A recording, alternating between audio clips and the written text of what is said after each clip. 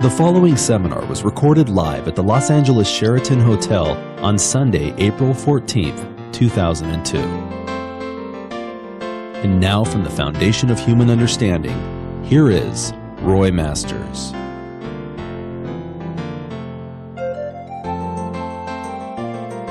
Hello. Good morning. Hello, hello, hello. I think we're going to have about this many again before half an hour is up, but thank you for coming. We just give a few minutes while everybody settles down, and I appreciate everybody in the back. Come forward. I said you need to come within spitting distance, spraying distance. You get baptized, you know.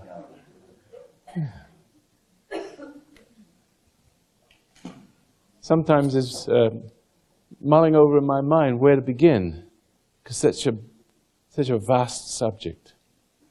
But at the same time, life is very simple.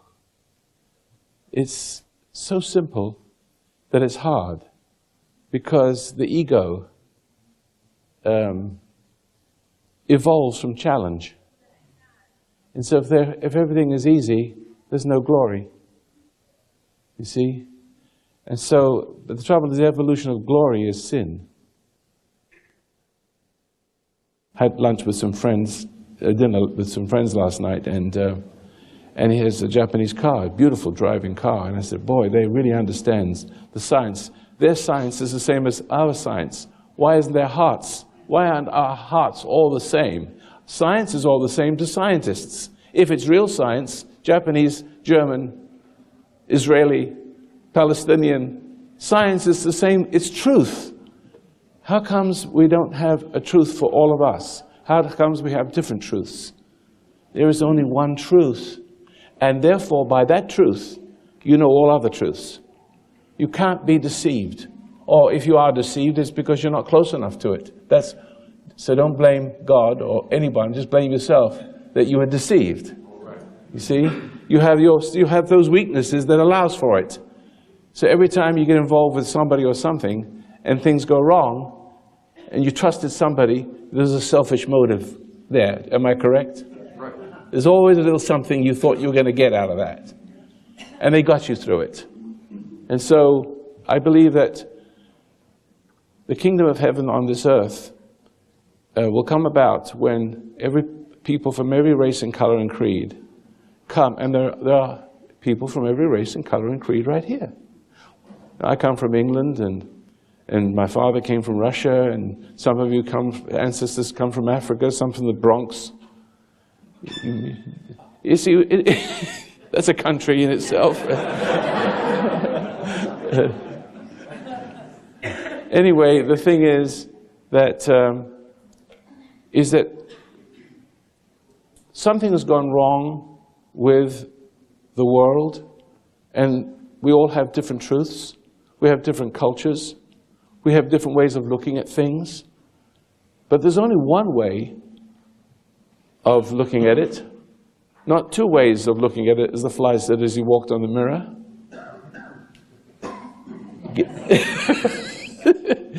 Some of you missed that. There's only one way of looking at everything, and that is through an inner light that should illumine every heart. And the only thing that's wrong with us is that we don't see with that light. Now, that light makes us all human. And without that light, you can see things different ways. You could be made to see things different ways. You have two minds. One is a consciousness. That consciousness is not your body. You are not your body, you're not your thoughts. Your brain is like an animal brain, except highly sophisticated, capable of much more. But within that is another self.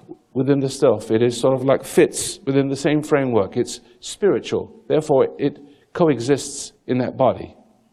We are different from all the other creatures to that degree that we have a soul or a spirit. Now, I know a lot of animal lovers think that their animals and pets have souls, but they don't.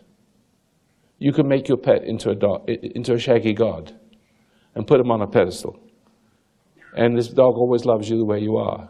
But you find that there's all kinds of cultures that love monkeys and snakes and rats, and they worship them, and cows. And because they make gods to accept them as a god, to give them a sense of being a deity, to give them a sense of something that they really cannot be. Because the real problem with life is ego, man trying to be God, and that's what separates you from God, and that's what makes you vulnerable to that which separates. In other words, the problem of the human race, the only problem it has is something called doubt. In other words, in the story of the Garden of Eden, I'm jumping all over the place, and I'm going to come back to all these pieces as the day goes by. But if you look at the story of the Garden of Eden, therein lies the mystery. If you could diagnose that, if you can analyze that, if you can read into that what is really there, you will see that that's your problem once removed. In the typical man-woman relationship, if you look at the man-woman relationship in the story of the Garden of Eden, there's man with a consciousness. And only a man can think himself God because he has a soul. See?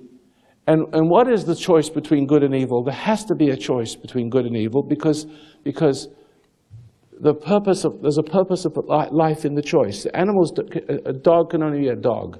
And maybe he can evolve if you believe in evolution. I call it adaptation. You see, the dog will just take a different shape of a dog. One's a poodle and one's a Dachshund, you know. But the thing is, it's still a dog.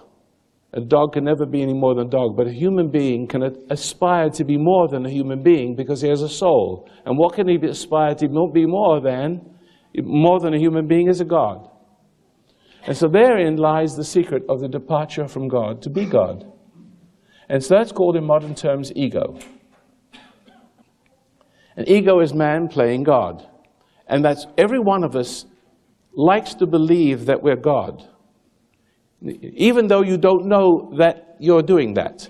And the reason why you don't know you're doing that is because the very state of playing God is the denial of God, and the only way you can understand that you're not playing God is to know Him.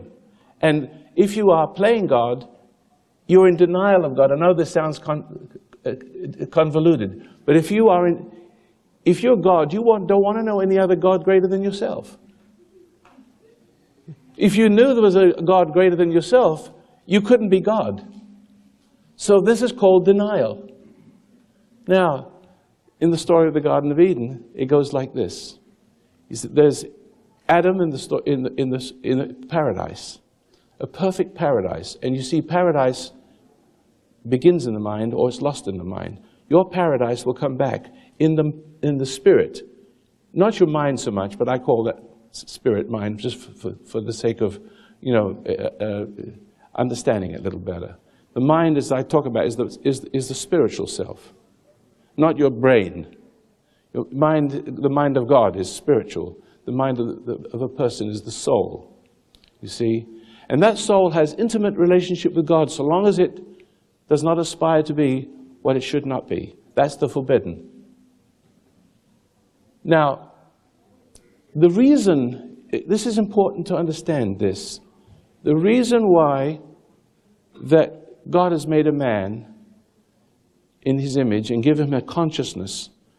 Our consciousness is the only consciousness that exists among all other things.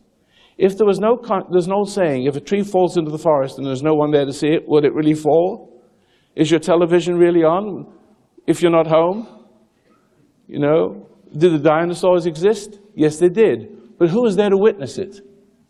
You see? And so that's called creation. I see in creation a creator.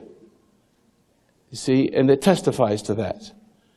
It is something wonderful about having an awareness of a God and then seeing all the wonders He's created and then adventuring through all the wonders and understanding all the wonders, that being the reward of the journey of obedience. But in the journey of disobedience, everything goes in the opposite direction. And now the reason why we are created with a choice between good and evil. And now I'm saying, even though I'm saying we're having a choice between good and evil, we don't have that choice. I'm saying we do, but we don't. Bear with me. Only the first pair had the choice. We are born subject to that choice. It's called being born in sin. The Bible's correct. The Bible is correct. We're born subject to the conditions of our forefather. Now, if God had made I'm coming to the reason why we're created. If He had made all these pairs and said, of all the trees you may freely eat, these are except that one. You can have anything you want. He made it very simple. All the things you want, but that one you shouldn't. That's the fruit of disobedience. That's the fruit of discontent. Now look at your relationship with your wife or your husband. The same relationship exists, except you're born once removed. We do not have original choice, but women have that discontent. Women have that discontent because and therefore politics can approach that. The body politic is the once removed serpent of the garden operating. Break down the family. Appeal to the female's discontent. To be dominated. To have something greater than herself. She also has an ego. And the only way that the serpent can operate is operating through that discontent. And the only way the woman can operate through the man is through his discontent. You see, if you're happily married, if you're really happy with what you got, a gentleman, and a friend of yours says, let's go to Tijuana and have some fun with the girls. What do you say? I'm happily married, thank you. If you're not happily married, it's a good idea. If that's See? The principle is the same. You cannot be approached. Temptation cannot work if you don't have that discontent. Now, the trouble is, we're all born with an ego, but we don't understand our ego because we've never had the original understanding. We've never fallen from the original understanding. But what we have is a potential of return to paradise. And that's what's called, that potential is called salvation. You see? And so it follows us all the way through our lives, but we are born subject to our environment. And the reason why we have to suffer like this, because we need to be discontented with the way we exist, and cry out as if to say, something's wrong with the way I exist. You see, and you may not know what the machinery is. Who was it that with a beautiful mind? And he says, I can fix everything. I've been trained to solve problems, but I can't solve my own. The human spirit cannot solve its own problem. It's got to be saved from a problem it doesn't quite understand. But there's a beauty. I know I'm being very spiritual to start with, but there's a beauty to all this, because had God said to Adam and Eve, eat of the fruit you shall surely die, and he would have died the death completely, he would have made other pairs over and over again, and he knew in his wisdom, everyone, there would never be a human race, and the experiment, the creation of a children of light would be forever extinguished. It would never happen, because he could never know what he was getting into. Your children can never know what they're getting into. They need your wisdom. But they even rebel against, their egos even rebel against you. You see, even if you're a good person, they can rebel. They can rebel against the goodness because they want to do their own thing. They want to find it out themselves. It happens. You see? And so, the God in his wisdom made it, he's creating children. A human being is the ideation. It is the crowning glory of the spiritual, and a marriage of the spiritual and the physical. I mean, there's nothing like it in this universe. And I would like to come back to the science in a minute, but because that's another beautiful thing. It's how you understand God and all the other principles. But it's ideation. It's the perfect creation and a reflection of the Creator. It's higher than the angels, if you like. And the reason why human beings can be saved, by the way, I'm just throwing these bits and pieces in if you don't mind. The reason and evil cannot is because we have a body which contains the fall. Spirits, when they fall to the floor. But human beings have a body to contain the fall. So therefore, Adam didn't die right away. He died spiritually, see? He got ahead into our life. The future is eternal life, even for us. But we have to be saved from this one, and we must be discontent for this one, and we must be discontent with this one as Adam was discontent with the other one. It's a reverse order, you see, of things. And so now, you understand what it means to be born in sin now. Generations after generations after generation, women still play the same role, except they become nurturers of the male ego. They become nurturers because you see, if you look at if you take a drug addict or one man who's not yet a drug addict, and you seduce him, a young man is angry with his father, discontent. Angry with his family, discontent. He has conflict.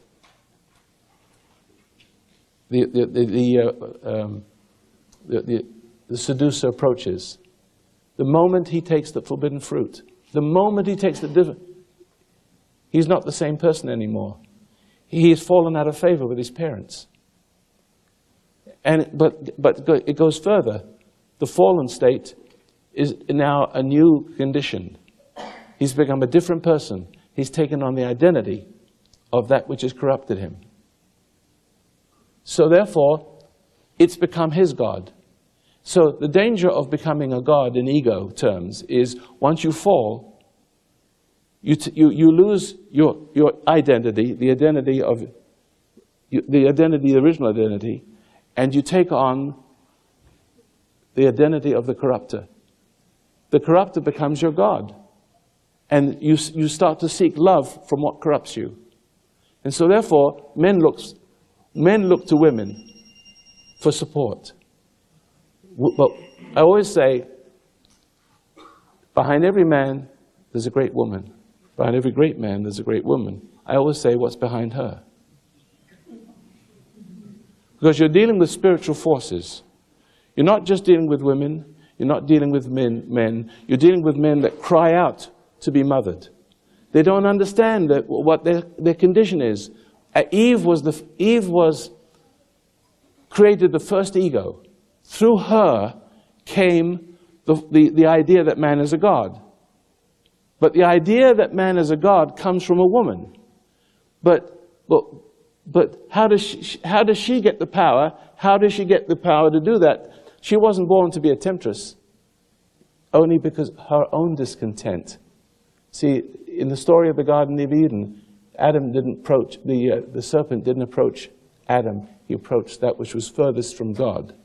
It is man's responsibility to love God in such a way as to protect the woman from that world, not use her to support his rebellion. And that's exactly what's going on in our lives. When we get married, that's what is the attraction. We fall in love. Men fall in love with women, and women fall in love with love. They fall in love with power, with the sense of importance, and the devil gets them both.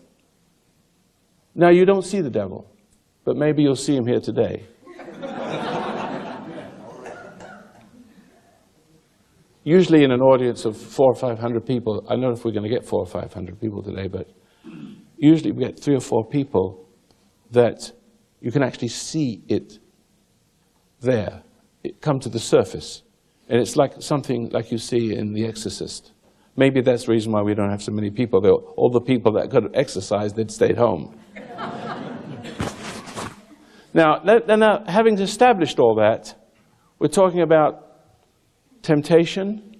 We're talking about what the temptation is.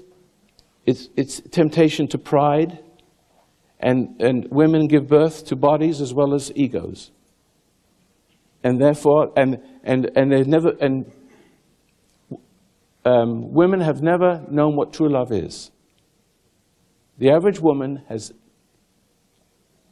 I don't know many women who have ever known what true love is, because the first man failed, and she gives birth to men, and if she gives birth to men with egos through her, then she comes from a long line of Eves, which is rooted to that original scene. And so therefore she's never been loved. She never had, pardon the expression, she's only been screwed. It's rude, I know, excuse me, but that's the only, and men and women don't know the difference between being screwed and being loved. To them it's the same thing. You see, what men have never loved a woman, they only loved her for her mothering quality, her nurturing quality. And therefore men draw up from her what's not good for women to give. You see, but men fall in love for that. Just like you fall to a pusher. You get tempted by a pusher, and all of a sudden you need the reinforcement of what the pusher is and what the pusher has done to you, because it's who you are. And so therefore men cry and crave the love of a female. And the men draw up from a woman, draw up through her what's not good for her to give. It's unnatural. And if she gives it to him, he's in greater conflict because he falls further. He has anxiety. How does he deal with anxiety? The same way as a drug addict deals with anxiety. He wants more. The more he gets, the more conflict he gets. Damned if he gets it. And then if he doesn't get it, if the woman rebels from having to play that role, he feels like the rug's pulled away from under him and he gets angry. He tries to find another woman to play that role. Damned if he gets it, damned if you don't. Nothing but suffering. And that's how hell comes into this world. Men, it's all men's fault. It's not a woman's fault. So in case you've heard me blame women, it is the fault of a man, and it's the duty of a man to find himself and to learn to love a woman properly. But he cannot love a woman properly until at the hands of a woman he suffers. Women will make a man suffer. Isn't that right, gentlemen? Yeah, and rightly so. Because through her comes suffering. You're asking for it. You see? You're literally asking for hell on this earth. Now, you have some women who are really wicked, and you have some men who are really wicked. You could have a good woman living with a really wicked guy. And you can have, a really decent woman, and he has no tolerance for her goodness and tries to destroy her. You have a really wicked lady and a good man, and he is no longer a slave. He wakes up one morning and he's no longer playing the game, and there's something in her that's terribly threatened because she's used to his, taking it out of his hide. She's used to the power that he gave her, and therefore she hates him more. A woman like that can deal with a wimp. She can live with a wimp because she knows how to get her flesh, about a pound of flesh. She gets her life force from the wimp by his appeasement. She gets this. She maintains the power and the glory from that. See, the contempt that she enjoys. And then if she has a beast, if the man is violent, if she's smart, she knows how to handle that because she'll drive him to drink. He'll end up in jail. She'll end up with the kids, and she'll rule over the kids and ruin the kids, make them worship her. She'll rule the roost. You've seen all that before, haven't you? And you see, you've been through all that. A lot of you have. And I'm assuming that those of you who are here have been victims of that, and you've suffered by that, And you know there's something wrong with the way you exist in your relationship with each other, but you understand the cure of the problem is a different relationship with your wife and your husband. This doesn't mean to say the problem is going to be cured, because you may have a really rotten egg for a husband, a really rotten egg for a wife. But that's nothing. Or you may have a good person for a husband and a good person for a wife, but you'll never know who that is. You can't tell which one is a really good one with a bad conditioning. All they need is love. All you need is to hold up a light, but how can you hold up a light if you don't have it?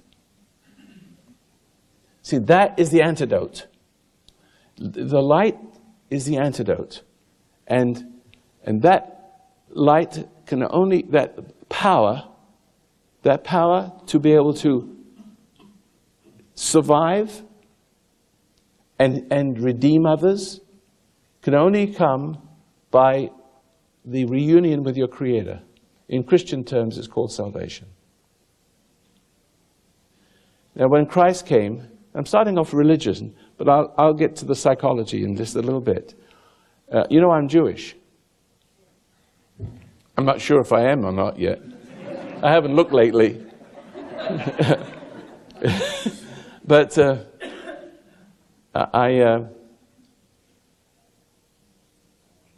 I understand the need for salvation, because a man, and why it can't be a woman. A man must do what a man failed to do. You see, it's not a woman's job to do the saving.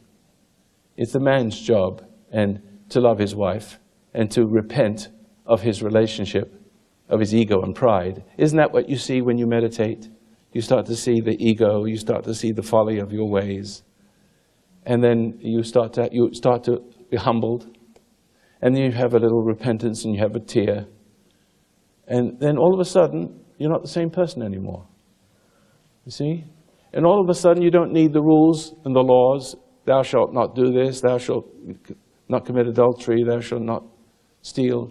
If there were no laws like that, you still wouldn't do anything wrong, because it wouldn't be your nature to do it. You see, a dog is a dog, and a dog can't be a person. And a great white shark can't be a porpoise, nor a porpoise be a great white shark, because they have a program, and they can't deviate from the program. Only the spirit of man can deviate from the program. And the programming is a life force by the love of the Creator, and a loyalty. But those loyalties, that loyalty can be subverted to other loyalties. So you're born in a cannibal society, there's a cannibal king. You're born in Palestine or in the West Bank, then Yasser Arafat will be a god. Or you're born in Iraq, then Saddam Hussein will be what you worship and who you take your identity from. You have to worship, you have to give yourself. What I'm trying to say, emphasize so many different ways, is that the idea that your God is an illusion. The reality follows you all the way to the grave as conscience. It looks like the enemy because you've fallen to the enemy. In other words, you cherish the illusion. Most people live in an illusion that there's something that they're not always looking for validation for that. What gives you the validation is the agent of that which was in the garden. All the way from that one point. The whole human race is rooted to that one spot. You see?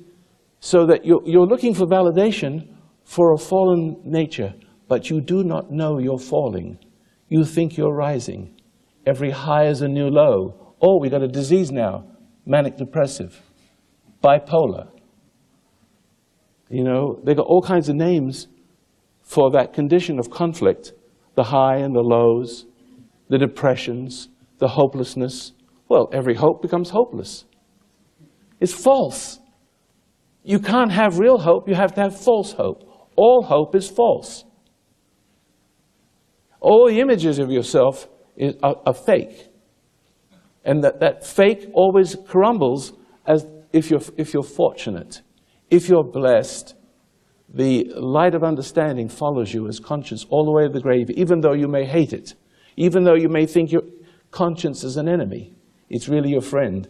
And even though you think your friend is a friend, it's really an enemy. Because a friend, all your friends are traitors.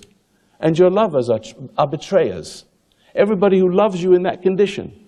But then you love to be loved in that condition, don't you? You look to be loved for what you are. And what you are is ego. And therefore, damned if you get love, damned if you don't.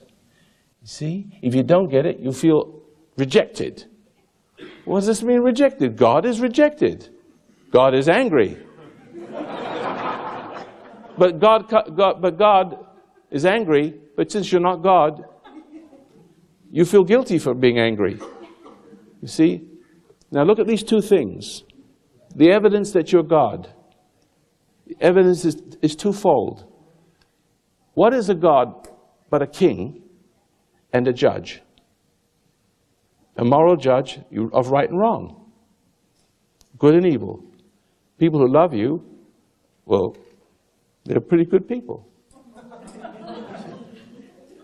And people who reject you, or who see you as you are evil. And you hate them. So it's called love-hate.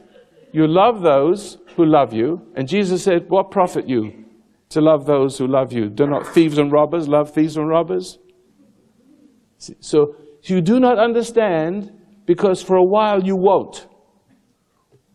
For a while, the only life you know, and the only life you've been born to know at that point, except for one thing, conscience. Something, a saving grace that follows you all the way to the grave. You do not know what that is yet. Because all you know is your impulses is towards men, towards women, and women to playing the female. All the wonderful attention she gets, well, that's power. See, so women give the men the idea that they're men when they're making monkeys out of them. See? They give them the illusion in exchange for power. You see? And so they both get the drug pusher. It's the same thing. Look, the drug pusher. The drug pusher gets the power, the money. The addict, what does he get? The illusion of worth. But they both become worthless. The drug addict, by calling upon the pusher, is actually calling upon the worst in him. Is that right? And what happens? It's the underworld. What does the drug world represent but drug lords of the underworld? And what would the drug pushers all do if they had to vote? They'd elect drug lords, and cannibals would elect cannibal kings. They would elect that which sustains them, that which glorifies, and they would empower that to keep the illusion going. You see? The illusion of worth, which is worthless. And that is a life that leads to death. And everybody's on that path, no exception. It's called being born in sin. And in other words, to put it in modern parlance or psychological parlance, it is born subject to your conditioning. Subject to the culture. If you're born in Borneo, you'll be a cannibal. All of you be, bones through your nose right now. And you wouldn't know any different, because they'd make sure you didn't know any different. Because it would threaten the whole system. And look, when Jesus was here, look, a beautiful man like this, they want to kill him. Why? Because he represents a kingdom. He represents the light that Adam lost. He represents the man that we should be, but we're not. But look at the justice of this. Only the first man had the choice. And his choice was downward. And in God's wisdom, all choices would be downward, and therefore there'd be no human race. We had to learn through all the things we suffer. What is our choice? We suffer. And our existence is nothing but suffering and tragedy. And what does that do to us? Some of us hate our existence. hate reality. We curse God and die. You know, I was, to just give you a little, I know I'm hammering away at this, but a friend of mine passed away the other day, and I went to visit him in the nursing home. And those nursing homes look like warehouses for the walking dead. They're not even walking, they're in wheelchairs. How do people get that way? I don't know. Hope I don't get that way. Got a few years to go. I haven't get twisted yet. But something inside is twisting every part of them. But a man sitting in a chair like this, and I see him from a distance, ugly, twisted, with a lady, I assumed his wife. And when I went past, I always got something to say. You need to help him quit smoking. And then I realized she was smoking with him. Enable her to the end. Just sitting. So the next day, there's another man sitting in a wheelchair, uglier than ever. Uglier than both put together. I said, God will get you for that. He says, go tell it to the mountain. I said, you'll be a mountain pretty soon if you're not getting it. I'm not sorry for these people. I'm not sorry for them. Bitter, denying to the end. And most people in that nursing home don't even know they're dying because they're so lost in their head they don't know anything. They're already dead. Life is a continuous desire for unconsciousness. And there's something about the unconsciousness that makes you feel conscious. You see, it's very weird. Because every high is emotionally induced, chemically, emotionally induced, so you get rid of the consciousness that says you're dying, and you get a feeling that gives you the idea you're living. But it's a denial. Everything that makes you feel alive is a reinforcement of that original sin. Denial. You do wrong, you deny that you're wrong. You do wrong, you deny that you're wrong. You can drink to forget some guilt. Then you drink to forget the guilt of drinking. Then you drink to forget the guilt of drinking to forget the guilt of drinking. And then you feel even more guilty because every time you drink to forget the guilt, you're saying no to salvation. No, I won't wake up. Yes, I will be. I will be what I want to be. Leave me alone. I don't even know what hell is I want to be, but I want to be it. See?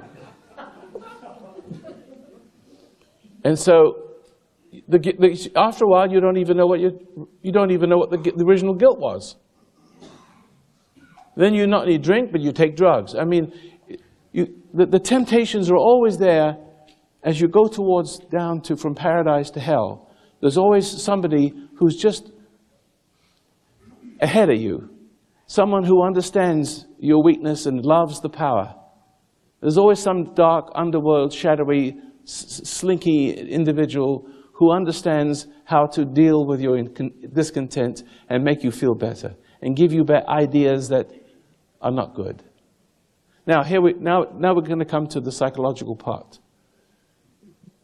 Today's talk is on hypnosis, the hypnosis of life. And you see, what we're dealing with here are two aspects of our nature we're dealing with. Animals only have one. We have two.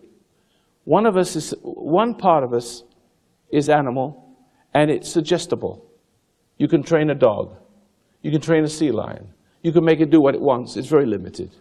Human beings are highly talented, and therefore you can turn them into human bombs if you want to. You can make a person believe anything you want. And the only way you can make a person believe anything you want is to get rid of conscience. And to continuously destroy the spirit of that person. Now I want to say something about this before I go on. Most of you sitting here are special people. And I'm not saying that to blow smoke up you're nowhere. You see, you are special people because you understand something. You know that there's something wrong with the way you exist. Look, why isn't the whole of Los Angeles here? Yeah. Don't I have 20,000 people listening every quarter of an hour? Maybe they don't need me. Maybe they're better or something. But do you know that most people don't know there's anything wrong with them because they're too busy with the smorgasbord of all the different supports? I mean, if you're an alcoholic, you know that you may know you're an alcoholic. I'm not sure you know you're an alcoholic because you're so unaware by drinking that you don't even know that you're drunk. I mean, that's how bad it is. But most people have a smorgasbord. The strategic drink, the strategic smoke, the strategic planned sexual escapade, the program you're going to watch. You're always thinking ahead. What pleasure is next for the king? See? So you don't let a beat go by before you're planning your next pleasure. See, the king or queen's pleasure, and so we look normal. So we have a society, we have a smorgasbord of everything: food, sex, drugs, music, television. We're surrounded by reinforcement. We do not know from Gunisht. I know that's Jewish, but it means from nothing.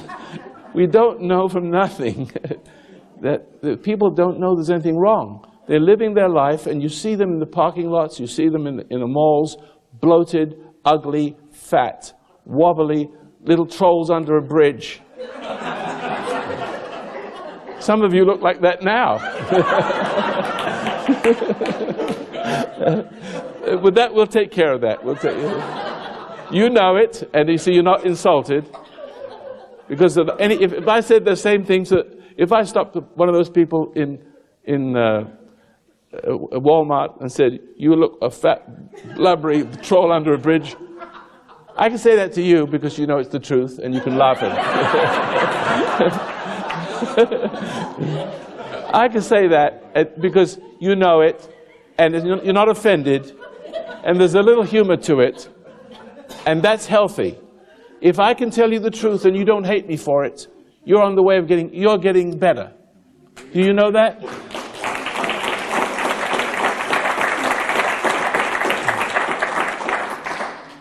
You see, that's the problem when you tell people that you're fat. They resent you for it. It's the truth. And then little children say, I have a grandson, very honest. He's 4 years old. He was 4 years at the time. And so they're standing in Walmart, and this woman this big, with a behind this big. He said, "Mom, that woman's got a huge butt."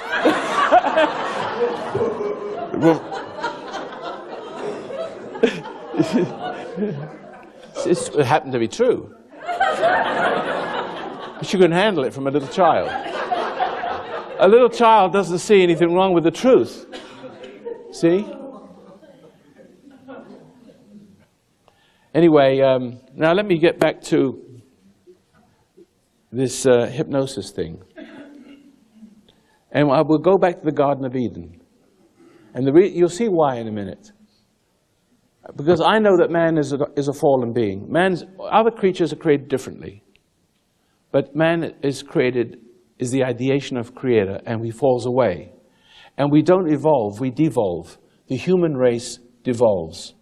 But of course, some of us at some point begin to involve again. We start to return to dignity. We become saved. So you see, the human race is being divided into two groups. You know, the killers, the murderers, you see them. You know what I'm speaking about. I mean, they could be a next-door neighbor. Mean-spirited people, and then there's good people, decent people who are on their way to being good. They're not perfect, but they're on the way to that, you see. And those two forces are juxtaposed to each other. Right now we have a war going on in the Mideast. And we've had a couple of wars, basically. I remember I was in the Second World War. America, bright country, decent people, not all, generally decent people, a country with good laws of the heart, laws on the heart which should be on everybody's, the books, I say that again, the laws on the books that should be in everybody's heart, but that's still a good society if you have the laws on the books that are in the heart. That keeps the bad people from plundering you. You see? And so we had a war between the Axis powers, Germany, fascism, crazy people, mad, all following this god, the Führer. A sick nation, totally mesmerized. Man, they've found that they created their own god to glorify their failings. And so when you glorify people, when you love people wrong, they do more wrong. And when they do more wrong, they are guilty. But when they're guilty, their Führer will say, "Well, we love you just the way you are." If you love someone the way they are, they get worse. When they get worse, they get more guilty. When they're more guilty, they need your love. And that's what this evil god does. And so if you can't do the right thing in such a society because only wrong is the law. It's the law of the underworld. They only love you for your rottenness. They can't profit from a good person. You can't rule a sovereign people. You cannot rule a nation which has a high ethical tone. You can't rule a person who has a high ethical tone. Can't be done. That's why you have to destroy the spirit. Now we come back to the Garden of Eden now. Here's the psychology of it. I've discussed the spiritual part of it.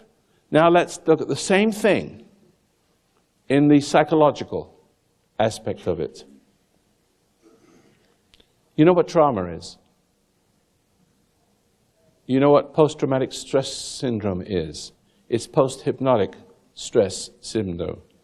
A person in Vietnam, I usually use the same example, because of the trauma induced by war, he becomes imprinted he becomes changed by what imprinted him. And therefore, the sound of it, the look of it, the smell of it, reinforces what it has done to him. You see? Now, original sin is trauma. Now we're taking it from a different...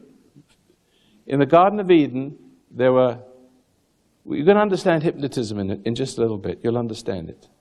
That in the Garden of Eden, you have this scene. You have man, you have the woman, and you have the guy with the horns, except the serpent, represented by the serpent is symbolic, because, as I said, politics could be the once removed serpents, plural, of the garden, understanding the same weaknesses of men and women.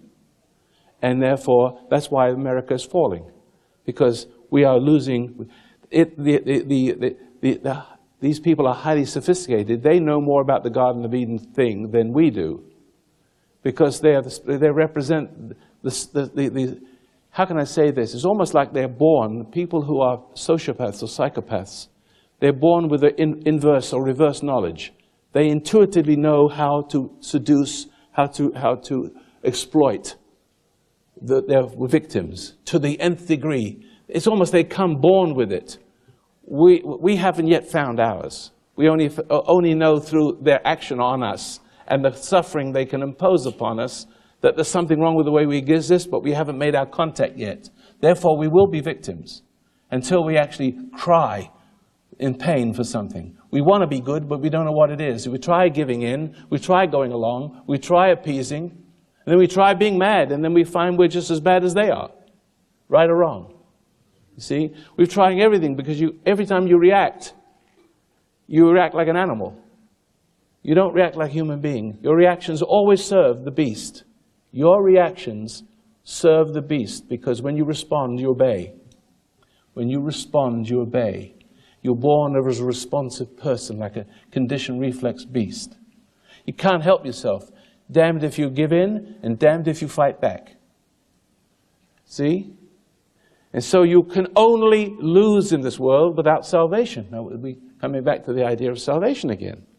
See? So here we have this idea of conditioned reflex response. But how did it begin?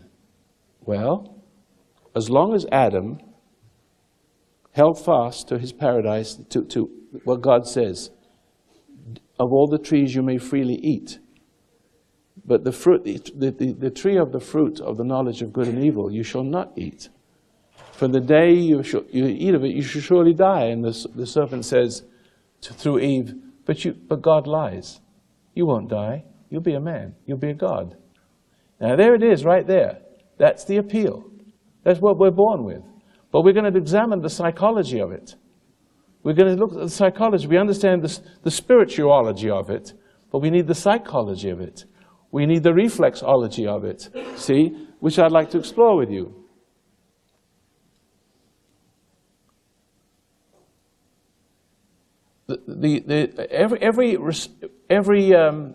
How can I say this?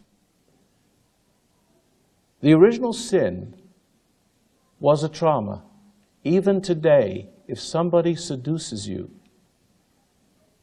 and makes the forbidden look enticing, and you go for it, it becomes another trauma. It's a reinforcement. It's the same game. In other words, there's what the seducer does is to appeal to your soul. But how does he appeal to your soul? He appeals to your intellect. He appeals through the senses. He has access to that now. We're born subject. We are born subject to that system. That's why it's so difficult. See, we had no original choice, but the original choice was a trauma. Because whatever separates us from our ground of being is a shock. See, it's exciting. It looked good to the eyes. And see, so therefore there are two kinds of shocks. There is the love shock. Oh, you're so wonderful.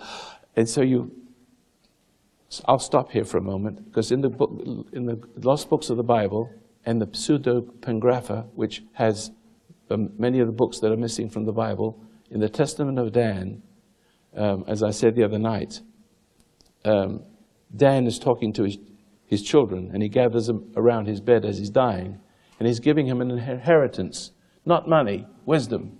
He says, if anybody praises you as a holy person, don't be uplifted. That's ego, see? Because it produces a trauma. Love is a traumatic thing. It hooks you. You understand when somebody loves you? Love at first sight is love at first bite. See? So, love, when it's not real, when it has a design to it to uphold, nurture, women are good at that. Men love that. That's the love of the world. The love of the world makes you an enemy of God, rejection. So that's what you inherit, this need. This is why you have to overcome your need for love. Because your need for love is egotistical. It maintains the status quo, you see? So the first appeal to that is a traumatic experience. Now, the fall, just like if the drug pusher comes to your son and appeals to his discontent with you, the minute that appeal is made and his soul, he falls for it, you don't know your son anymore. You don't know your daughter anymore. After that moment, he's not the same person. He has different loyalties. He's no longer loyal to you. Whatever loyalty there was, the discontent has separated him from you or her from you, and now he belongs to that which is seduced. And his identity is centered in that. The sense of who he is must continuously come from that, and he must serve that person, but he doesn't see it as service, he sees it as love, because he now has a need for whatever it is that made him what he is. He needs more of it. See, so that now needs nurturing. That's compulsion. And so,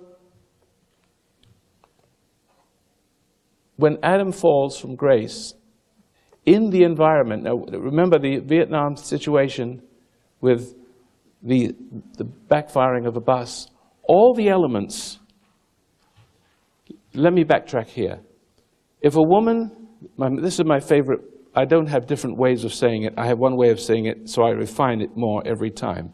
If a girl young woman is raped in the back seat of a red Chevrolet, on a Friday afternoon or Friday night at 12 midnight, and it's raining, by a man with a gray beard and blue eyes. I'm trying to add as many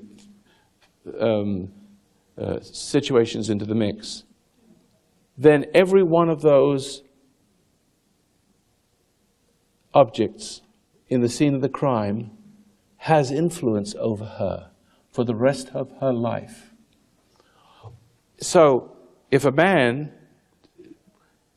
if she's raped at 7 or 8 years old, she may forget the issue, but she may have resented it and sort of buried it. However, that's working. That's what working. And so therefore, if a man, when she has reached sexual maturity, for example, suddenly with a red beard, with blue eyes, with a red Chevrolet, and if he's 50 years old, all those elements would immediately cause one of two reactions: attraction or aversion, mostly attraction. Because there's something about a need for that which corrupted. And it doesn't have to be the same person. You transfer it to your husband. You transfer it to a friend. You transfer your subservient to somebody you work for. Do you understand these things, ladies and gentlemen? It's called transference. You hate your father. Or you have a mother that wasn't good for you, but you had a love-hate relationship with your mother. She manipulated you, but you needed her. So you grow up without who you are. You are what she is. Now look carefully. Her lips, her voice. Phone sex, anybody?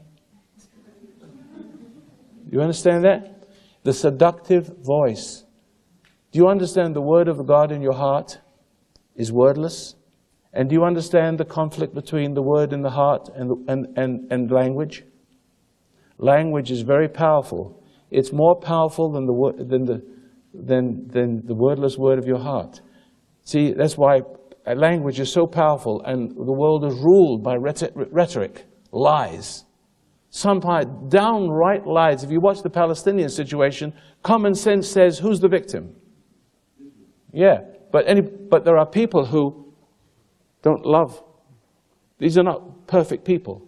But they are really the victims, and they don't want, you can see they don't want war. They want to live in peace. They really want to be friends. But then you have these nasty people who have no tolerance for their goodness. And even, as I was saying, you were special, and I forgot to tell you why.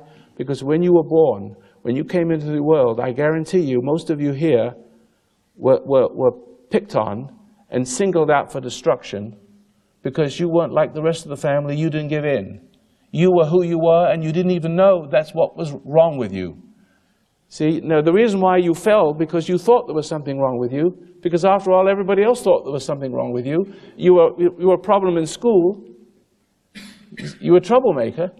You just didn't know that your innocence was something in you that made you special. Now, why you were special, I don't know. Why the rest of your family went to hell, that's their business. Because a lot of them, am I making sense?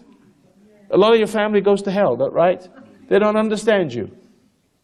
They're not family anymore. And Jesus says, think not that I've come to bring peace, but a sword, division. Father-in-law, son against a mother, father against daughter, or whatever. He says one's enemies will be those of one's own household. You see? So therefore, family is not necessarily kin. I'm your family. You see, people like yourself are family. Regardless of race, color, and creed, we have to understand that, you see. And so it's really a spirit. But you see where I'm going with this now, that from that very moment, and this translates from, it passes from generation to generation, a woman's power passes from generation to generation because men come from her. And egos come from her. Therefore, they go to her for reassurance. Boys are bonded. Children are bonded to their mothers, not to their fathers. The fathers have a difficult time. They've got to find their God in order to be believed, in order to have credibility in the eyes of their children. Otherwise, he's just one of their children. She's the matriarch. And if he wants to get his power back, he has to be violent. But that doesn't do him any good either. You see, he can try seducing, but it doesn't become a man to seduce. Because you see, they can't do it. They can't be a woman. A man has a different aura. A man has a different quality about him. He's supposed to. But if he needs the love of a woman, like the children, that makes him one of the children. An object of contempt in the eyes of the family. Even the children will hate him. They'll hate him for being weak, being one of the kids. Yes, mother. No, mother, as if his wife was a mother. And they hate him for being a beast, trying to get his power back, because he becomes a beast, trying to get he's not going to get anywhere, because the children recognize there's a spiritual missingness. You see? So, getting back to the point. In that scene, there's the female form, there's the mouth, the lips. That's why do you think men want to go for those lips? What is this about lips? They work on those lips. See? It's because hell comes from that. Lies. Sweet nothings. Support for ego. Oh, you handsome man, you. Right? See that? It's reinforcement. It is the spoken word. It's the spoken word, but it doesn't have to be a spoken word from a woman. It can be a spoken word from a dictator. It's spoken words. It's language. You have fallen to language. And language lies. Language twists. You can make wrongs look like rights, and rights look like wrongs. And wrong people, wicked people, hate good people. So therefore, if a good person is standing up for himself, bad people will hate him. In other words, how can I say this? You believe bad about good people. See, you believe bad, so therefore you have the people who will say bad things about you, and bad people want to believe bad things about you. Otherwise, they have to see the bad about themselves. You see? There's something that shines in a good person, see, that makes everybody uncomfortable. And if it makes everybody uncomfortable, therefore, since the people are creatures of comfort, and if you make people uncomfortable, therefore you must be bad. You see? And so that's the war that's going on in this world. And the lines are drawn now. I think we're going to have a great war here, and it's unavoidable. And so what we have now in the Garden of Eden story, to bring this to a head, is you have man falling to the spoken word from the word in the heart. But also, if you notice what the scripture goes on to say, and when man fell from grace, they saw they were naked. Now what does that mean? Women don't notice any difference, but men do. What do you think he saw? No? Himself. Yeah, he saw, and he had an erection. That's what he had. He essentially awakened. The whole reproductive system is perverted. It no longer has the sweetness and the love in the action. It has lust in the action. So you see, therefore, the sexual act becomes perverted. The seed, the relationship is in other words, it becomes a weakness rather than a strength. Well, the whole psyche is disturbed, you see.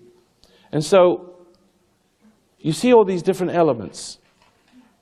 And when we're coming to the hypnosis part of it, if you have a woman now who has been raped in the backseat of a bus with this man who's 50 years old with gray beard, with blue eyes, it only has to be a red car. It only has to be a red car to turn her on, because she's also awakened by that memory. She can forget it until that red car drives up in front of the house. Now that is a certain power, that red car.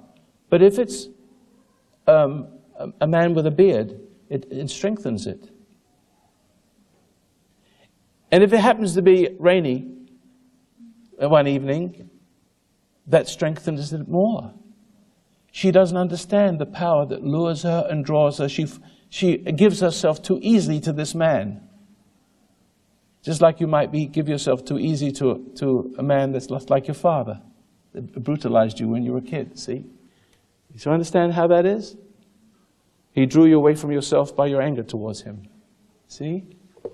Or he raped you or violated you in some way, seduced you in some way, and made you think there's something wrong with you that can only be made right by him loving you. Who understands that? See? There it is right there.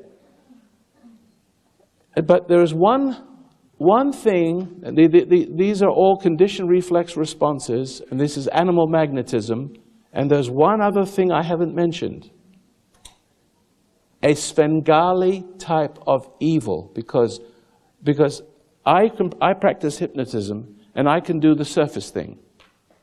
You can transfer, I can get you to transfer to me. And not do you any harm, because I'm only playing with your intellect and your conditioning. For instance, later on I'm going to have some people come up here on the stage, and we're going to make them change their shoes around. I'm telling you ahead of time what we're going to do. And they're going to do it, and they're going to make an excuse for it. Because that's the first thing you do, is make an excuse. You don't like to admit that there's something greater, that something's controlling you. So therefore you think, the psychotic person, which most people are to some degree, a psychotic person, you can preach to them the gospel, and he'll preach it back to you as if it's his own idea originating with him. And now he's teaching you. You see, psychotic people don't have their own thoughts, but they don't like to admit they don't have their own thoughts. You see, hardly anybody has their own thoughts. And you don't have to be psychotic. You see, you don't originate a thought in your head at all, because you're the collection of everything you've ever experienced all wrong, and your excuses are the same as everybody else. Your reasoning is the same as everybody else. And your solutions are the same as everybody else, and variations of the same thing, maybe 10 categories, who knows. Like the man that called the other night. He says, I used to be so angry at everybody, I used to plan my suicide, and that will teach them a lesson. I'll show my father and mother, I'll kill myself. That'll teach them a lesson. See, that's typical thinking. That's like every person who commits suicide goes through that thought. See? And if you're in China, you think the same thought. It'd be in Chinese. It comes to you in the language. The language of the... See? And it continues to seduce you. So when we're dealing not just with conditioning, but we're dealing with a Svengali kind of spirit. So therefore, what makes one person like a Bill Clinton, a Saddam Hussein, I couch Bill Clinton and Saddam Hussein and Adolf Hitler all in the same. See? Because they all, Idi Amin started out just like Bill Clinton, personable, friendly, and then became a dictator. And so what we're dealing with is a spirit. And so therefore, what makes one person very powerful is that he has that same spirit of the garden in him that knows how to manipulate those conditionings. And that is what we serve through those conditionings. Yes? Yeah. Roy, if you could maybe put the other perspective on it, what a woman really wants from a man at some point. I tell you, listen, I'll give you a simple answer to that. She wants a man not to need her.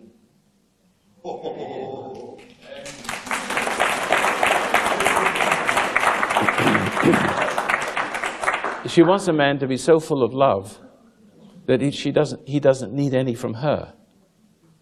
You know what happens then? A woman will love a man who doesn't need love. So he gets it anyway. You see? It's not a sexual love. Then he can have all the sex he wants. No. Then he'd ruin it. Because I've seen men start out like that, and then a woman thinking, well, this is a nice man, and all of a sudden, the fact that she likes him, his ego, and out comes the demon of the underwear.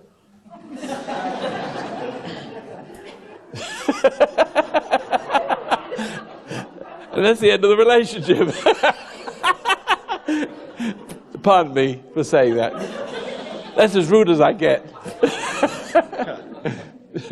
You see that? And that destroys a woman. For instance, I know a man who had liked a prostitute, and he was very gentlemanly with her. And prostitutes are not bad people. They're just destroyed. Girls have been destroyed. And won't give you the story how they get that way, but the point is, they've been violated, and they don't know how. They may even enjoy degrading sex as they degrading men as they degrade themselves. See, because they have this compulsion to give men what they want, but knowing that it will destroy them. But they're self-destructing anyway, don't you see?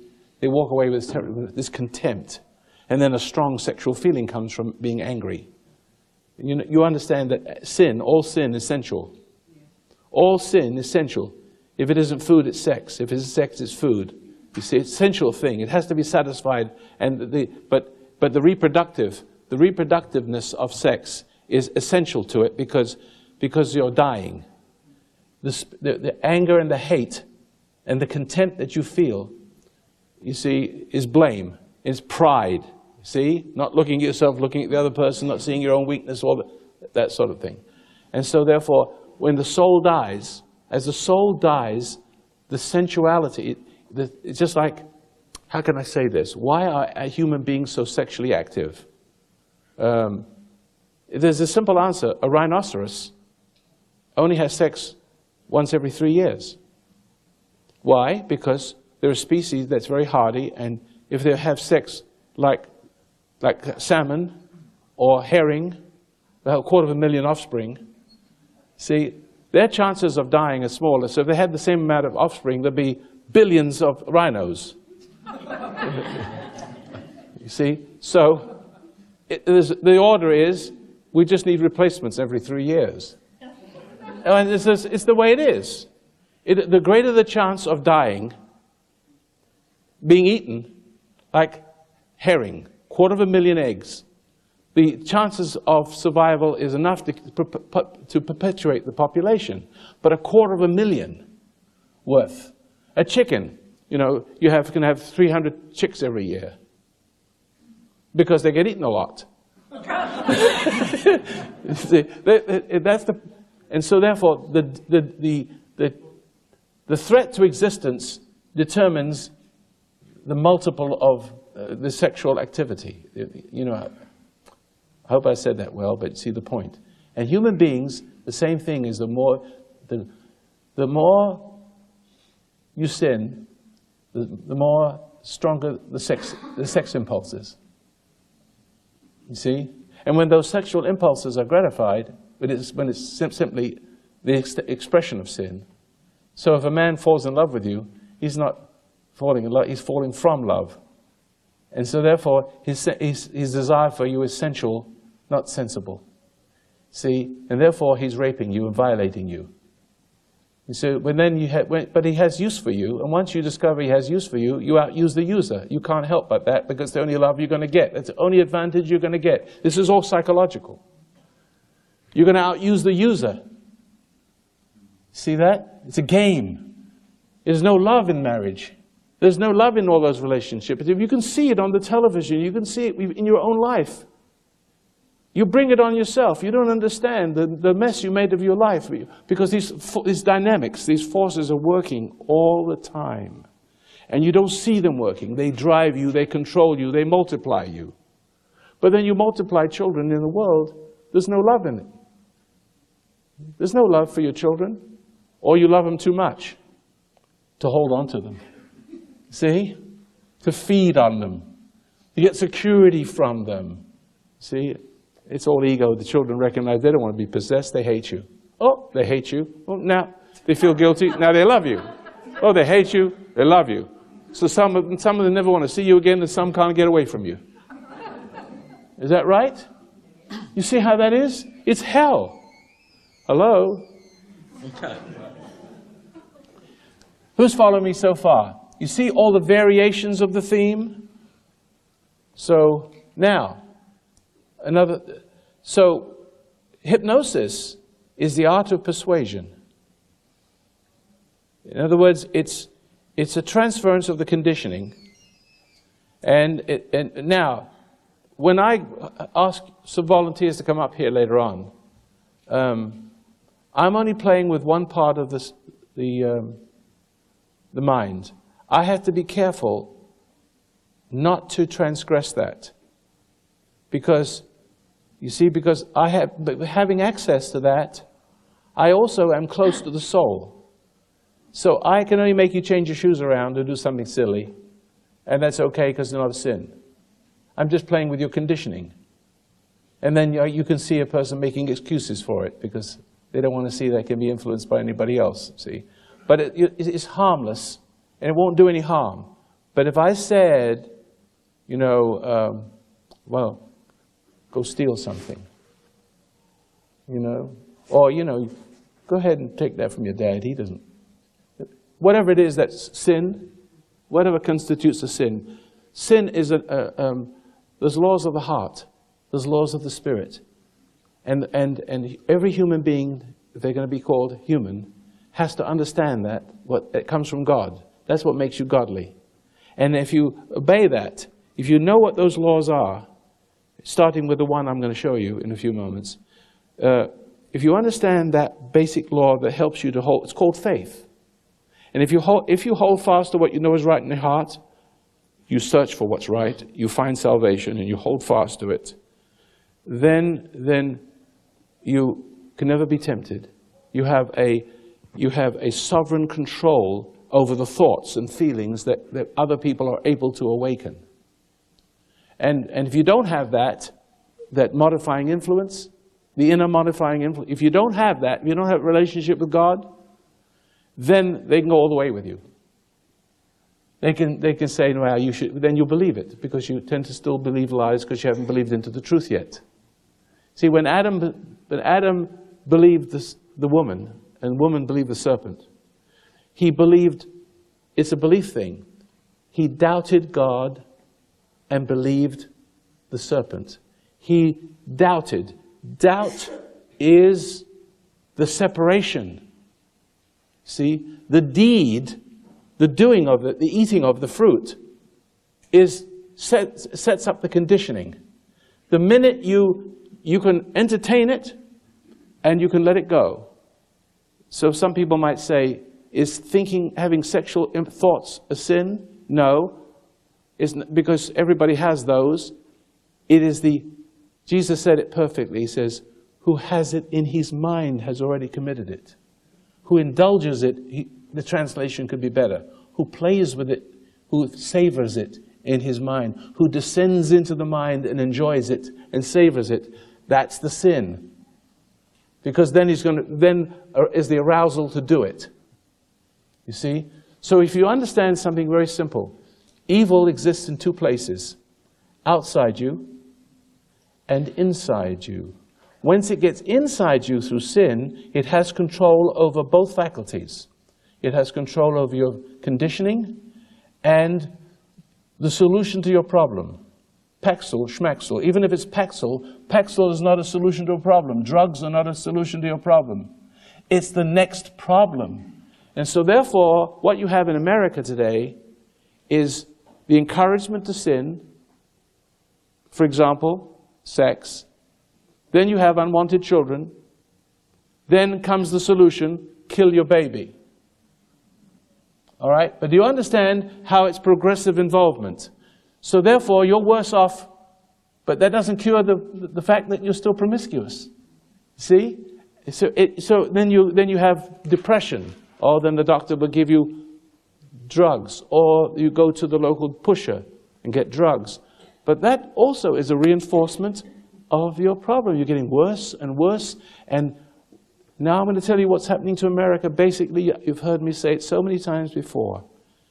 There is a conspiracy right at the very top somewhere, and you don't know who that is. But it trickles down to everybody, like Eve trickles down to everybody. The mother of all living, we all have that same problem. It's a trickle-down psychology. Psychology professors don't know they're being acted through. Psychiatrists don't know they're being acted through. Politicians sometimes don't know they're being acted, they're well-meaning. University professors, useful idiots. Unwitting dupes. See, what it is it's slowly but surely, the whole society is being seduced and comforted. Seduced, welfare. Oh, the sicker we become, now we need to have Social Security, make us secure. Now we need Medicare to cure all our illnesses. But our illnesses are getting worse and worse and worse until you can't afford all the medicines, but nobody will be able to afford the medicines because everybody will be sick. And then you have a socialist state, a mindless socialist state. The solutions to the problems are the real, that create bigger ones because they're the wrong answers. The right answer is the spiritual one. But if you give people the spiritual answer, then who has the power? Jesus comes to give a spiritual answer. But then he takes away from the... Jesus is basically a politician, a spiritual emissary.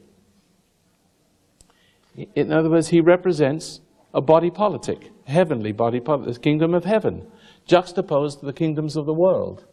There are different varieties, cannibal kingdoms, Arab kingdoms, sheikdoms. There's all kinds. But they're all variations of the same delusions of grandeur. Cannibals feel proud in their way. They cut people's heads off and shrink them. And you see? So if a cannibal has got a depression, he goes to his cannibal shrink, the witch doctor. And the witch doctor will say, well, the reason why you feel depressed and you haven't achieved enough, you need to eat 3 people this week instead of 2 people.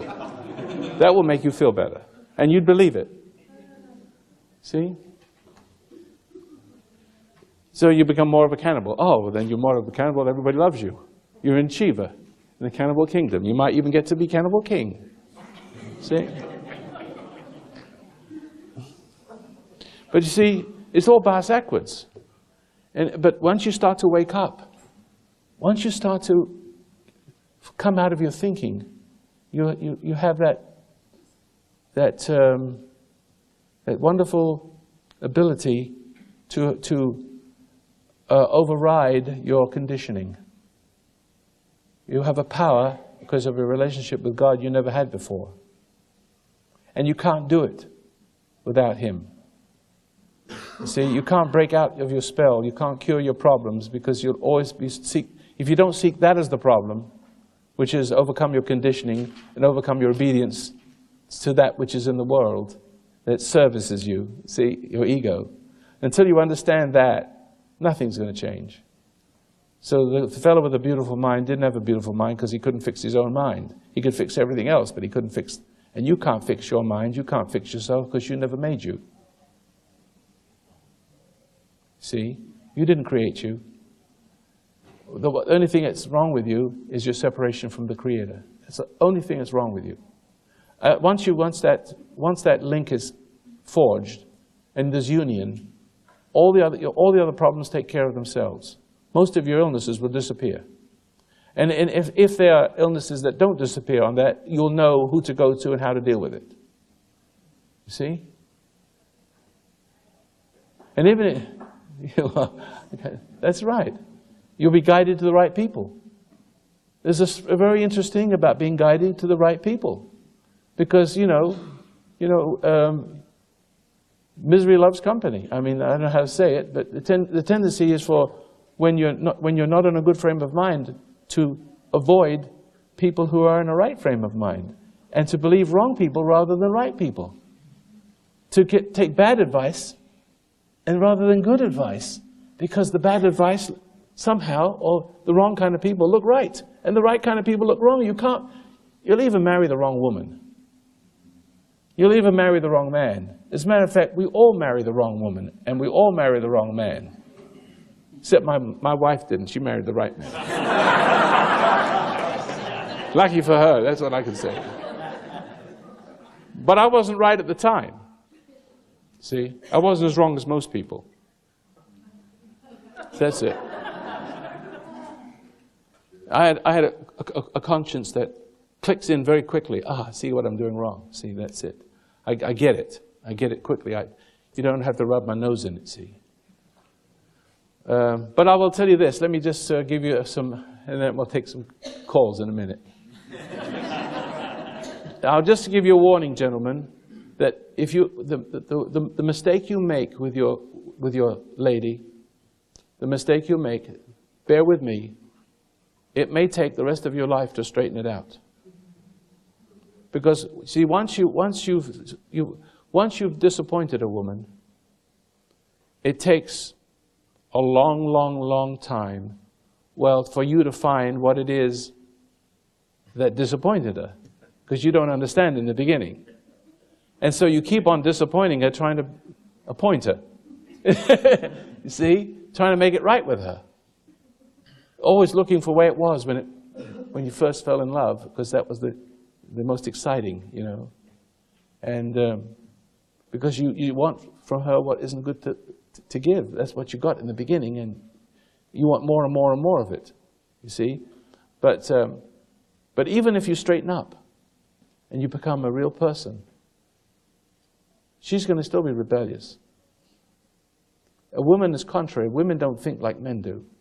See, I can only just say this to the ladies in the audience, that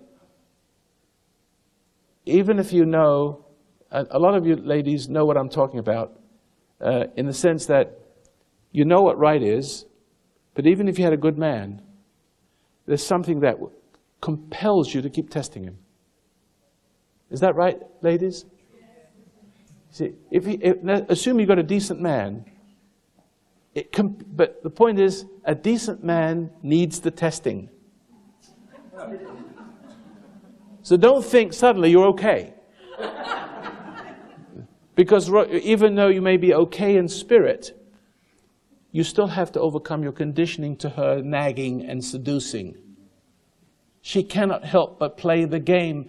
That's what you've trained her to do. That's what you commanded her, that's what you've loved her for, that's what you value her for. Follow that? So therefore, she's also conditioned to play that role. So therefore, when you stop having sex, for example, because you don't use her anymore, because you love her, she'll think that you're having sex with Roy Masters or something. See? She'll accuse you of, she'll think there's something wrong with you. Because she feels like she's been disempowered. See, you don't love her anymore. But when you loved her, she hated you for that. See? And when she hated for that, when she hated you for that, she felt guilty.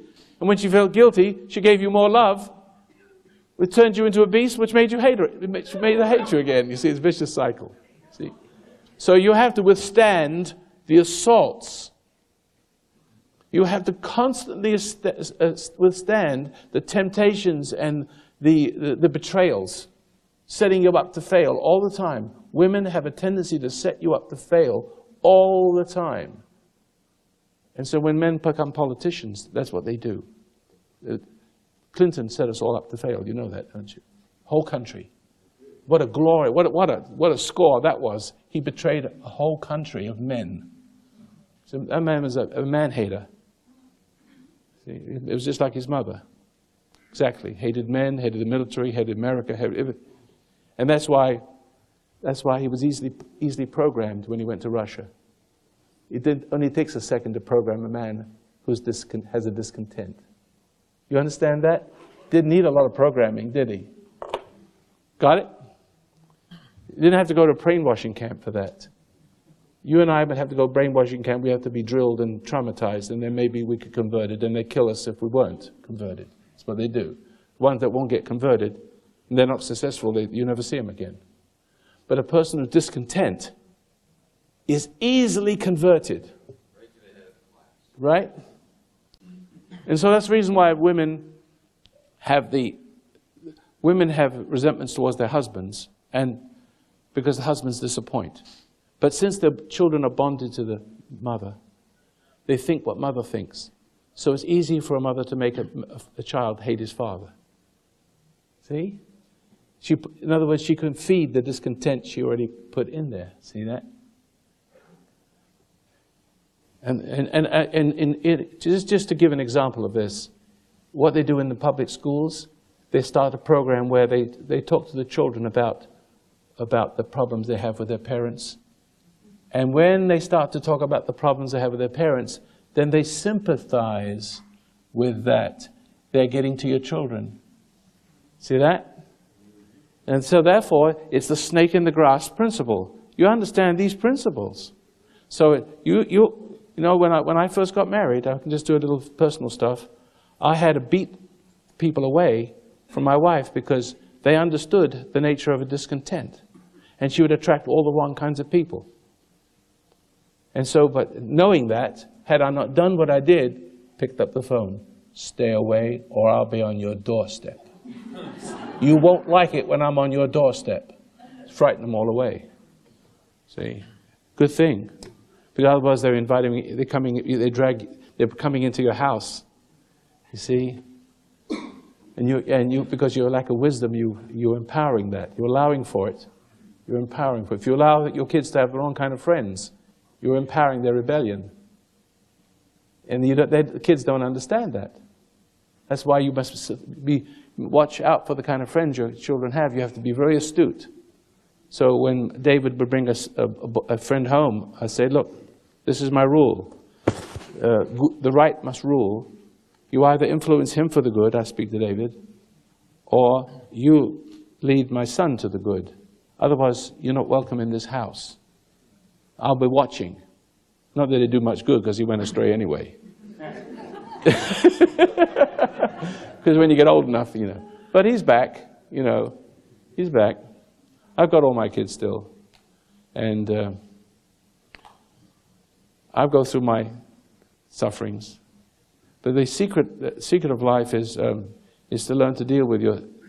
Let me just quickly touch on this point. And if I know I'm keeping everybody waiting, but there's one thing a lesson I want to emphasize here. All the sufferings of your past, all the mistakes you ever made, all the loves that ruined you, all the hate that made you need love that ruined you, the hates that ruined you, the love that ruined you. These are all layers and layers and layers of bitterness and being mortal and being transmogrified, transcending downward. All of these layers that eventually lead you to your death, spiritual death and physical death. You don't have to worry about the past. The psychiatry is wrong to go to the past first. What you need is the ever-present. Now, what you need is that's called salvation. Salvation is not the past. It's not the future. It is the now. You see, and so therefore, you have to come to the now. But where are you? You're in the future. If he said that to me, I'll say that to him. You see? You're in the past. You know, chopping off people's heads. You know, sentencing them like in the court of your mind, you know. You're in the past and the future because there is no real past, it's just an illusion. You have to come out of your head where you think of the past or you think about the future and you're thinking of the past and you're thinking about the future. And you have to come to the present. And in that present, a light shines on everything. And it will bring about what we call repentance of the ego, soul. When the soul turns from its rebellion and cries and becomes one with the Creator, now you have power, sovereignty over all of your problems, but not all right away. How do you overcome the problems? How do you overcome your problems with this power? Through forgiving, patient endurance. Through patience possess ye your soul. This is absolutely flawless psychiatry, which doesn't need psychiatry. It's just flawless. control, because it's obedience through all the things you now suffer. First of all, you suffer persecution because you stand out. So now you suffer for what you don't deserve, where you suffered where you did deserve it. See? So you've got two sufferings. See? You've got your old conditioning to overcome, and then you've got persecution for being a new person. But that's not hard. You see? That's not be hard, because that's how you undo. Now, here's the hypnosis part of it, and the conditioning part. That a tree dies from the top down. See? And so therefore, if you cut to the root of something, the symptoms, the tree dies from the top. You starve its root, and then the symptoms start disappearing. See? You have an evil tree, and you keep feeding it with anger and resentment, love and hate. If you learn to find that love in your heart, you can't hate and you don't need love. See? Although there's a temptation to hate, which is found in that little word called resentment. Resentment is hate. Don't ever think it otherwise. I know you think that resentment is normal. Oh, I resent this and I resent that. No. Resentment, 1,000 resentments, let's put it in a scale, equals one hate. One big hate. And a big disease. And a big depression. And a big cancer. See? So, but if you forbear to feed the evil tree, remember I said all suggestions begin, if parlor hypnosis, if I don't forget to remove the suggestions, that goes away. It's got to be reinforced. Suggestions and a way of life must be reinforced. So therefore, you have the power to stop the reinforcement and to give up resentment. The moment you start, now, you've got plenty of practice. All day long, things are going to irritate you. The guy that gives you a finger on the freeway.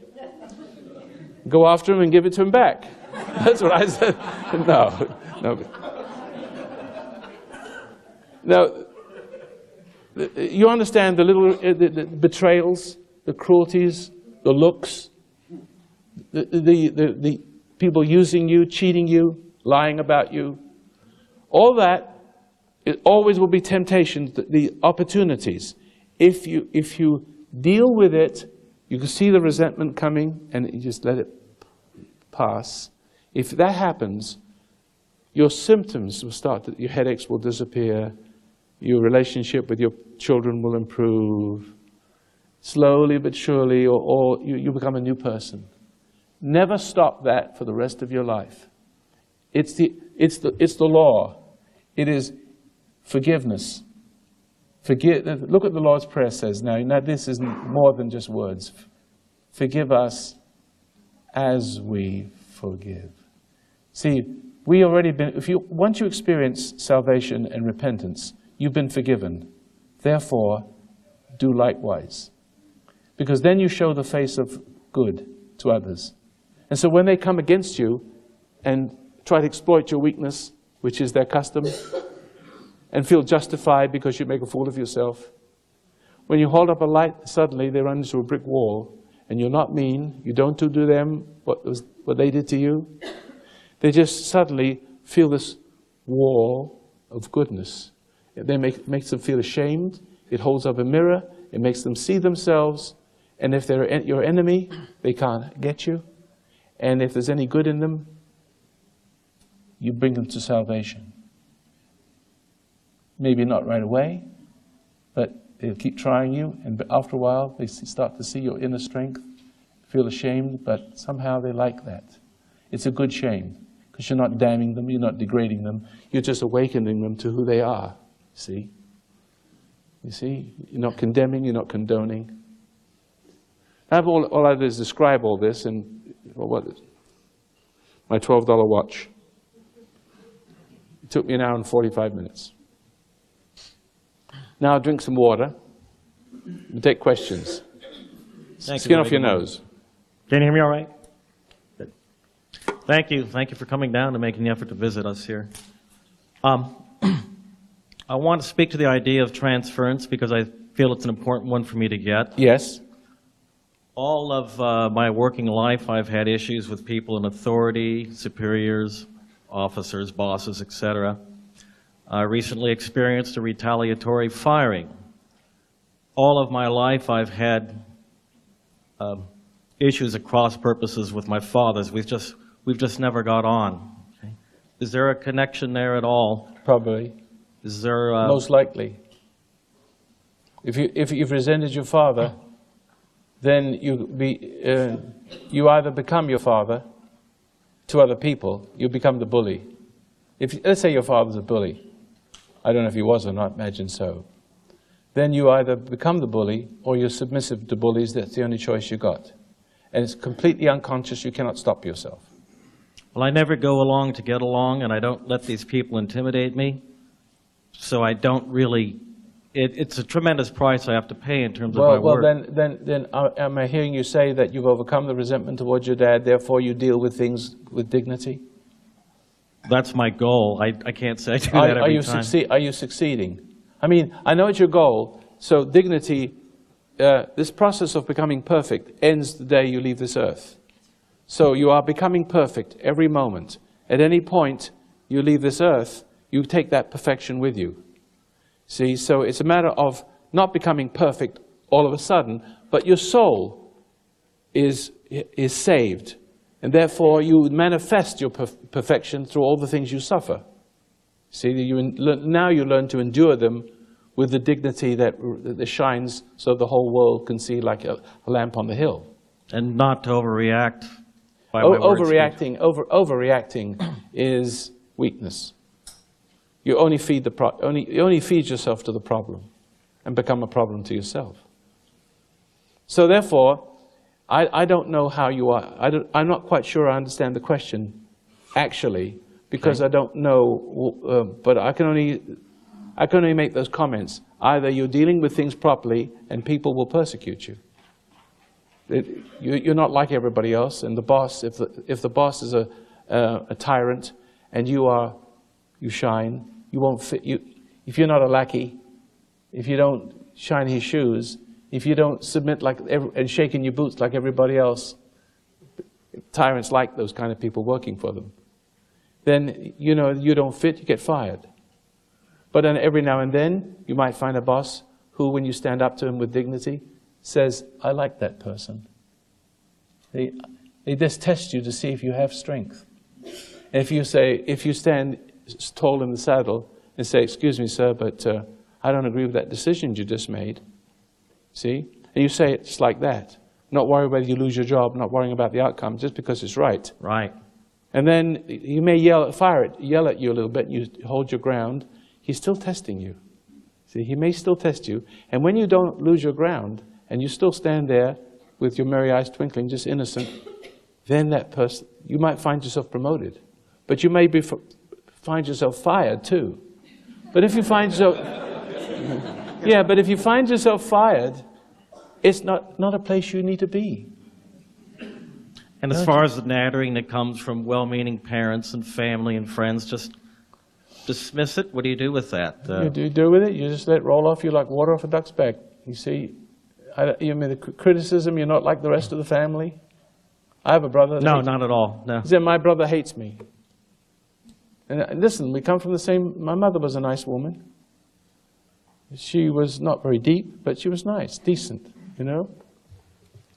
I don't know how my brother got to be the way he was. I put him through school. I took him to South Africa with me. I gave him an education because there wasn't enough money in the family for me to be a doctor. So I carried on with my profession, which is diamond cutting, over there, and sent him to Witwatersrand University. He became eventually an architect. I have no education at all. So, but I felt as an older brother that I took care of him. There's something about egos that when you're good to some people who don't deserve it, they actually feel slighted by you helping them. You know? Do you understand what? They actually feel belittled. Welfare does the same thing. The reason why you have so much in the minorities who get the welfare in the inner cities is that when you give people to Not that all people are undeserving, don't get me wrong, but generally speaking, people are undeserving of help. You don't understand that you're dealing with egos. So therefore, when you are sorry for them, and you have government programs to help people, to make an even playing field, so you think if you can give them more money, their lives will be better. Clinton is considering doing that for the third world countries. He doesn't know. Does he know what he's saying? I think he understands how we're going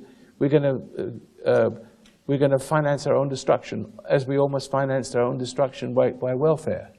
You see, we're creating families, and we're creating murder and mayhem. And why I say murder and mayhem? Because look, let me show you how it works. I don't know if this helps any, but where I'm going with this, maybe this is not a subject, but somehow I've got to grasp it and run with it now, is that when you give children, or when you get people what they don't deserve, what you're doing is robbing them of their own roots. See, they need the stress of life to struggle. And you need to, and you're going to help them. You only help them just a little bit to help them. See, when you see them moving in the right direction, you encourage it. When you see them moving towards independence, you encourage it.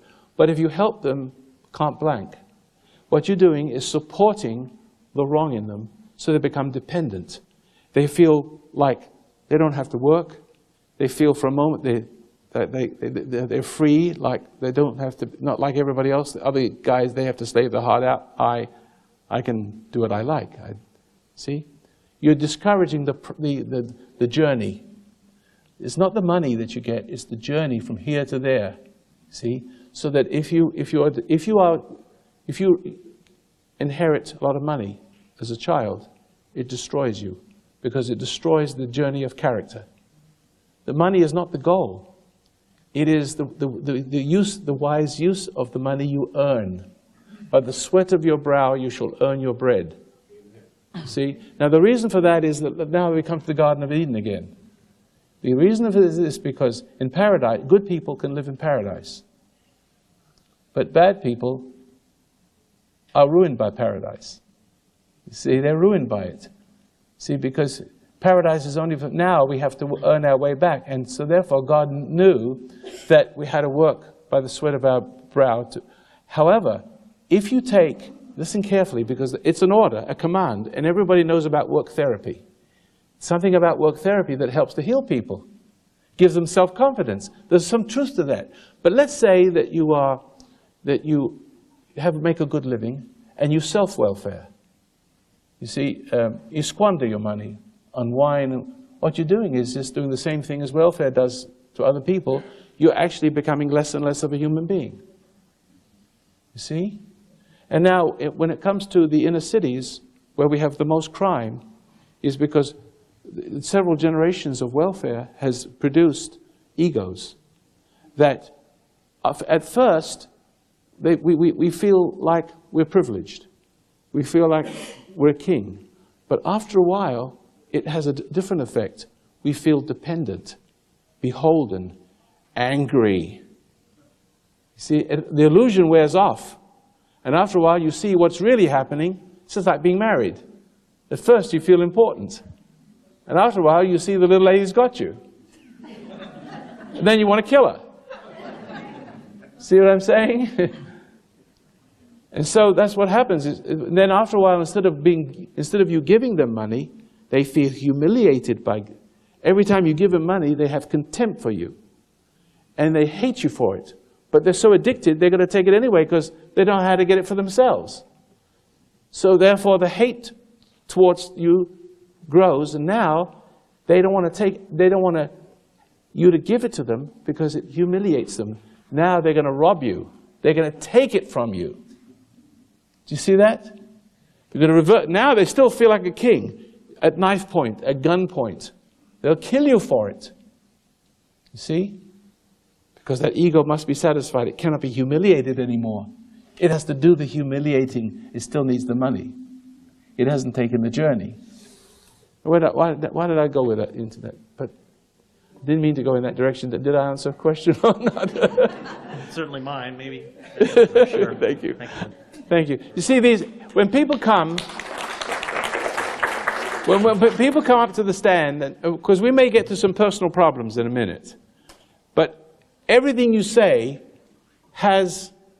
gives me a chance to say something more. And have you not said it, you wouldn't have heard it. It's important you hear the fine print, you see? And now, you don't have to learn anything I'm saying. When you leave here, you're going to say, what did that masked man say? Kimosabi?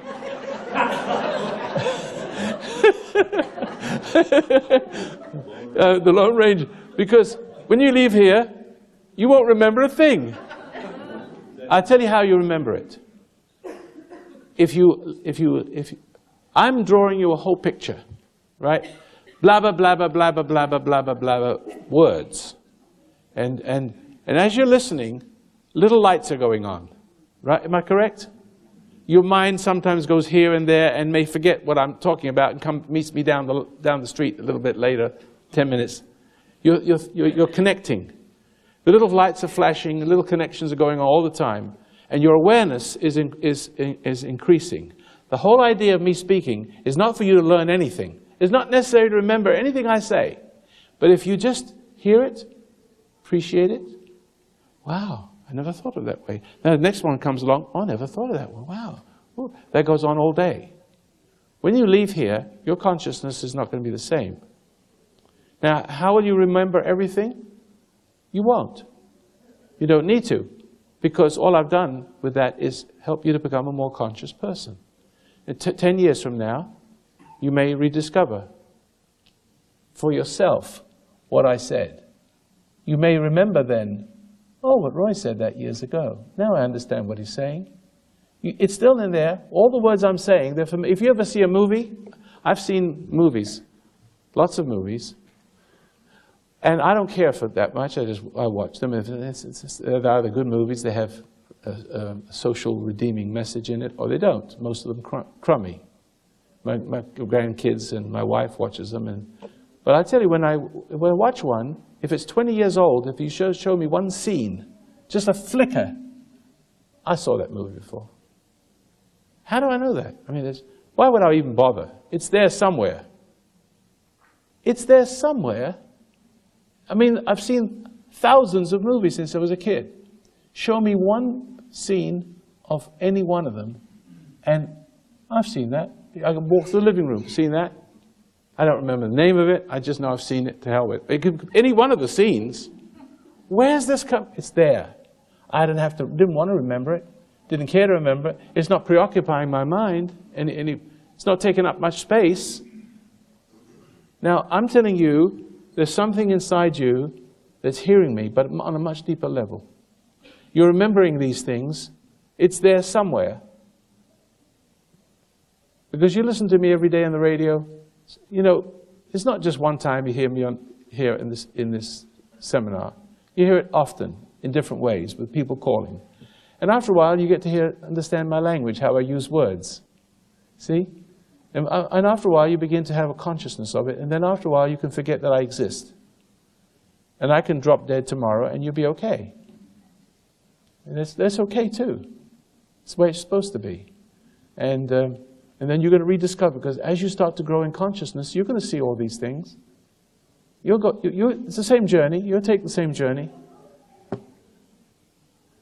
And I know these things because I'm on a journey. And I can just put it into English. I take the wordless word and put it into English. You're doing this wrong, and you're doing that wrong. And you say, oh, I see that, thank you, and you stand back. And the fact that you say, thank you, I needed that. The fact that you stand back and not offended. But the person who's offended goes the opposite way. Here's an opportunity. Man like myself, not that I'm special, but I'm a man like myself, which is a little unusual. It comes with a message. I'm no Jesus Christ, but I still have a message. I have a little light.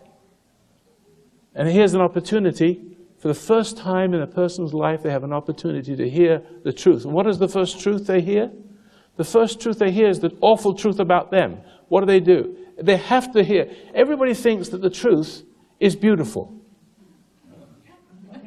Because it makes them beautiful.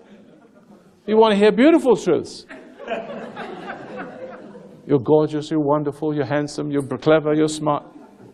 Oh, we worship you. You know.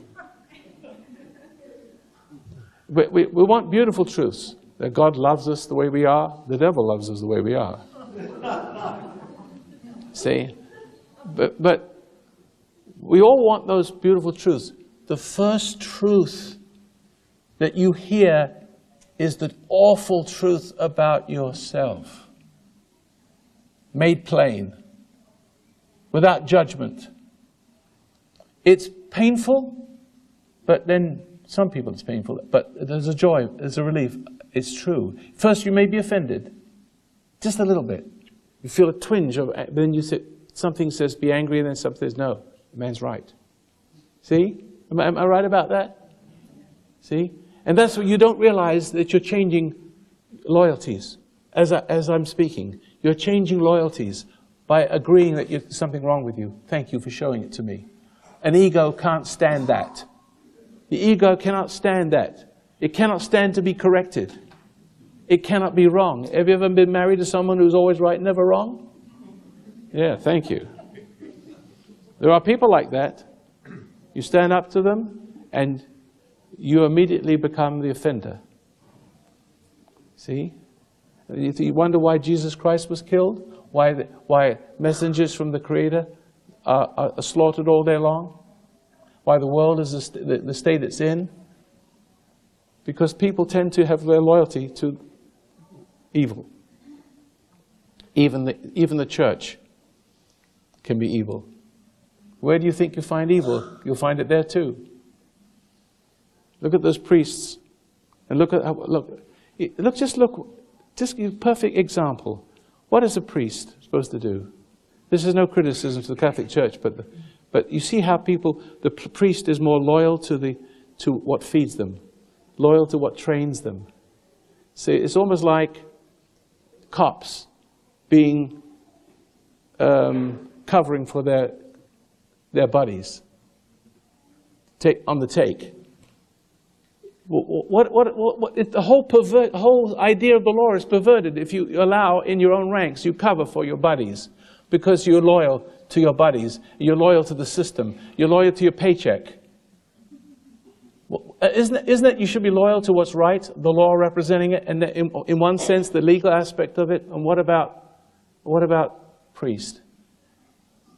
One priest molested. The Catholic Church has been molested. Priests have been molesting kids for years. You've got two kinds of cowards there. You've got the bishops and the other priests who knew about it and covered it up. More loyal. Their sins are just as great. More loyal to their buddies and their paycheck, see, and their positions than they are to God. Cowards. Cowards. See, in other words, they're not good. They're not good lamps. They're not shining as they should. That's what happens with the institutions. More loyal to that which feeds them. More loyal to that which trained them. More loyal to the church than that's the system that begat them. Their conditioning, their security, than they are to that which they say they serve.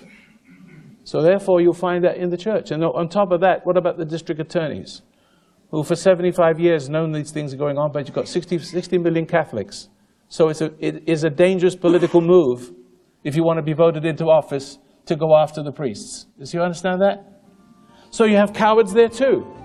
But I guarantee you, if I spit on the sidewalk, they come after me because I'm a little guy. See? And they're coming after me, don't worry.